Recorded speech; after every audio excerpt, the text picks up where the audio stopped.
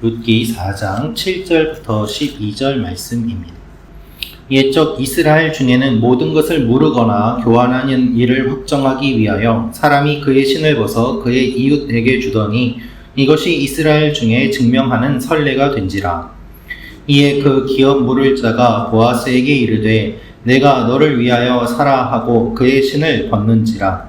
보아스가 장로들과 모든 백성에게 이르되 내가 엘리멜렉과 기럧과 말론에게 있던 모든 것을 나오미의 손에서 산 일에 너희가 오늘 증인이 되었고 또 말론의 아내 모압 여인 룻을 사서 나의 아내로 맞이하고 그 죽은 자의 기업을 그의 이름으로 세워 그의 이름이 그의 형제의 중과 그곳 성문에서 끊어지지 아니하게 하매 너희가 오늘 증인이 되었느니라 하니 성문에 있는 모든 백성과 장로들이 이르되 우리가 증인이 되나니 여호와께서 내 집에 들어가는 여인으로 이스라엘의 집을 세운 라헬과 레아 두 사람과 같게 하시고 내가 에브랏에서 유력하고 베들레헴에서 유명하게 하시기를 원하며 여호와께서 이 젊은 여자로 말미암아 내게 상속자를 주사 내 집이 다말이 유다에게 낳아준 베레스의 집과 같게 하시기를 원하노라 하니라. 아멘.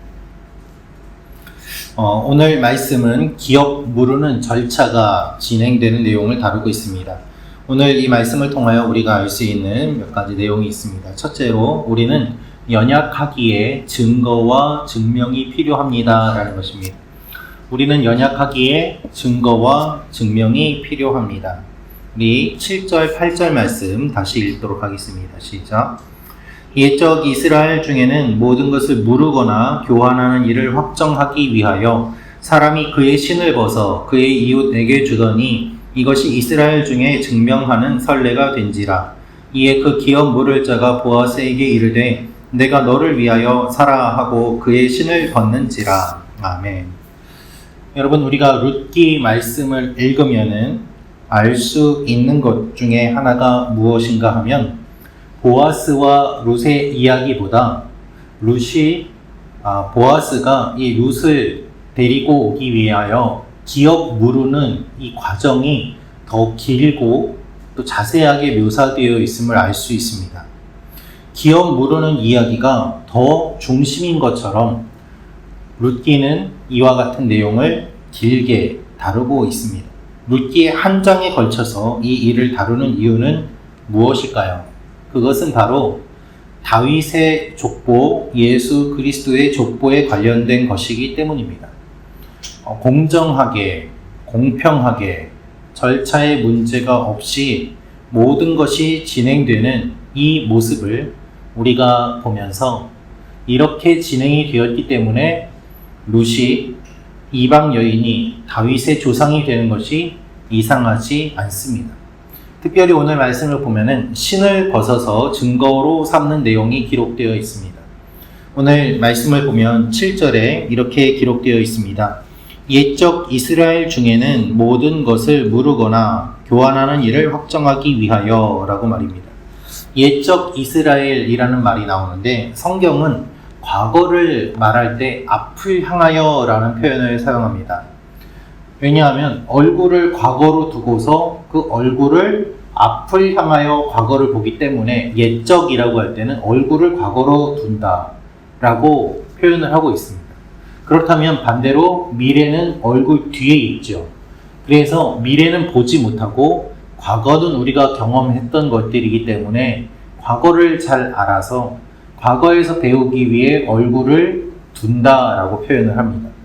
고대 사회에서 일어난 일들 가운데 앞으로 일어날 일들은 모르고 지금까지 일어났던 일들을 통하여서 잘 배우는 것이 더 중요하다고 생각했던 것이죠. 이렇게 생각한 이스라엘이 기업 무르는 것에 증거를 세웠는데요. 그것이 신을 벗어서 이웃에게 주는 것이었습니다. 여러분, 사람의 마음은 언제나 변합니다. 내가 팔고 나서 아깝다고 생각이 들면 내가 그 돈을 안 받았다 라면서 돌려달라고 하는 경우도 있을 수 있고요. 그리고 마음이 바뀌면은 안 팔겠다고 하는 경우도 있습니다. 그때 우리의 마음, 우리가 잘 알지도 못하고 다르기 때문에 우리는 중요한 일들을 할 때에 계약서를 쓰지 않습니까? 이 계약서를 쓰는 이유는 무엇인가 하면 우리 감정을 뛰어넘는 약속이라는 것입니다. 고대 사회에서 신발은 소유권과 지배권을 상징했습니다. 발로 땅을 밟는 것을 통하여서 이 땅은 내 것이다 라고 생각했던 그 개념이 있었기 때문입니다. 그래서 우리가 생각하는 인장, 또 도장과 같은, 인감 도장 같은 그러한 느낌이었던 것이죠. 그래서 이 사람이 신을 벗어서 보아스에게 주면서 나는 기업을 물으지 않겠으니 당신이 나 대신 기업을 물으시오 라면서 이 징표로 신발을 벗어서 준 것입니다. 소유를 포기하겠습니다 라는 뜻으로 보아스에게 주었고 그것을 보아스가 받아서 증거로 삼았던 것이죠. 혹시라도 누군가가 물어본다면 그 신발이 증거가 되는 것입니다. 여러분, 우리는 연약합니다. 우리의 마음은 항상 바뀝니다. 그래서 증거가 필요합니다. 우리에게 주신 구원의 증거가 무엇입니까? 바로 십자가입니다. 우리의 믿음이 연약해질 때, 내 마음이 흔들릴 때 우리가 바라보아야 될 것은 하나님이 우리를 위하여 주신 구원의 상징, 십자가인 것이죠. 그래서 우리가 십자가를 사랑하는 것입니다. 날마다 십자가를 묵상해야 하는 이유가 이것입니다. 오늘도 우리의 삶에 많은 일들이 일어날 수 있고 분주하고 바쁘고 내 마음이 흔들릴 수도 있습니다. 그럴 때마다 다시 한번 하나님의 약속의 징표인 십자가를 바라보며 나아가는 여러분과 제가 되기를 원합니다. 두 번째로 알 수 있는 것은 증거뿐 아니라 증인도 필요합니다 라는 것입니다. 증거뿐 아니라 증인도 필요합니다. 우리 9절 10절 말씀 같이 읽겠습니다. 시작. 보아스가 장로들과 모든 백성에게 이르되 내가 엘리멜렉과 기럧과 말론에게 있던 모든 것을 나오미의 손에서 산 일에 너희가 오늘 증인이 되었고 또 말론의 아내 모압 여인 룻을 사서 나의 아내로 맞이하고 그 죽은 자의 기업을 그의 이름으로 세워 그의 이름이 그의 형제 중과 그곳 성문에서 끊어지지 아니하게 하매 너희가 오늘 증인이 되었느니라 하니. 아멘. 지금까지 진행되는 모든 내용들은 이 보아스와 기업 물을 사람 둘만의 이야기가 아닙니다. 이 모든 내용이 10명의 장로들과 그리고 여러 사람들이 보는 앞에서 진행되고 있음을 우리는 알 수 있습니다. 성경에서 증인은 2명 이상일 때의 효력이 있었습니다. 그러나 지금 장로들이 10명이나 됩니다. 보아스는 지금 이들에게 이 신발을 받은 것이 어떠한 의미인지를 구체적으로 설명을 합니다. 그래서 일어난 일의 의미를 하나씩 설명하고 이것을 설명할 때마다 너희가 오늘 이 일의 증인이 되었다라고 말을 합니다. 그래서 나오미의 손에서 산 일에 너희가 오늘 증인이 되었고 모압 여인 룻을 사서 나의 아내로 맞이하고 한 일의 증인이 되었다 라면서 다 이 일들에 대해서 공식적으로 공증을 받는 것이 오늘 말씀의 내용입니다. 여러분, 사실 지금까지 보아스가 룻을 도와주고 싶어도 그 과정이 쉽지 않았습니다. 마음은 있었지만 개인의 호의에 기대는 것이 아니라 이제는 제도 안에서 장기적으로 도움을 줄 수 있는 방법을 찾았습니다. 이것이 보아스의 지혜입니다.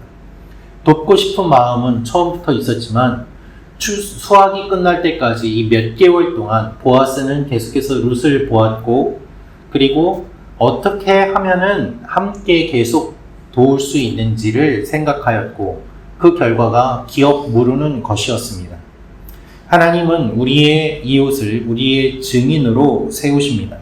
하나님은 우리가 서로의 증인이 되기를 원하십니다. 그래서 우리가 서로를 세우고 바르게 서도록 돕는 일이 필요하지요.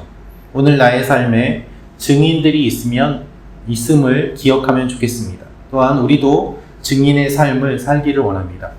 우리 공동체는 서로가 서로의 증인이 되어야 됩니다. 이분은 이와 같은 믿음의 길을 걸어왔다. 이와 같은 믿음의 삶을 살았다. 이렇게 고백하며 함께 증인이 될 때 우리의 공동체가 더욱더 견고하게 서게 됩니다. 오늘 마지막으로 알 수 있는 것은 공동체가 새로운 사람을 받아들이고 환영합니다 라는 것입니다.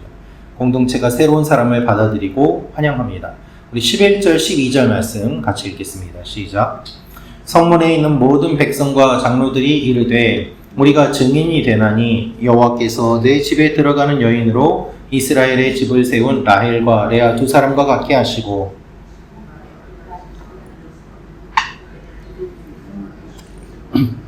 여호와께서 이 젊은 여자로 말미암아 내게 상속자를 주사 내 집이 다말이 유나에게 낳아준 베레스의 집과 같게 하시기를 원하노라 하니라. 아멘.